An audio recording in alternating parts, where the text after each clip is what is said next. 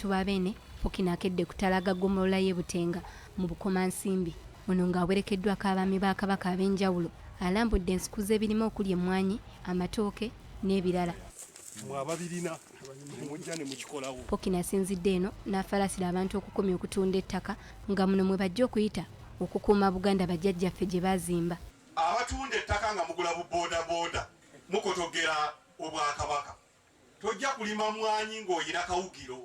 Twagala mukuuma ettaka kubanga ettaka yenyafu. Awadde abalimi amagezi okwongera obukugu mu by'obulimi kibasobozesa okwongera omutindo ku bye balima okubifunamu. Emmwanyi muzinoge nga nyengevu muzaanike ku matunduba ate era mufe okulaba nga zikala bulungi okuzitwala ku kyuma gye muzitwala. Y'omumyuka we owookusatu Abdallah Kato asabye abalimi abalambuddwa okuba obumu era nga bano basanyukidde enteekateeka eno gye bagambye nti ebongera amaanyi okukola. Banoonywa abantu nga bafumbo naye bavubuka.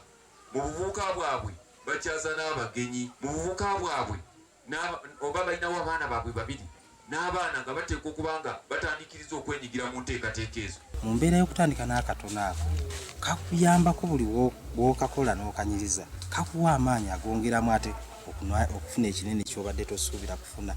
Kubanga buli lw'oyagala ekintu ky'okola tokifunamu nnyo buzibu ate n'ebizibu by'osangamu obigumiikiriza ne chance ejja muntu yetegese. Doreen Nakajiri ne Robert Nsubuga BBS Terefayina agesigika.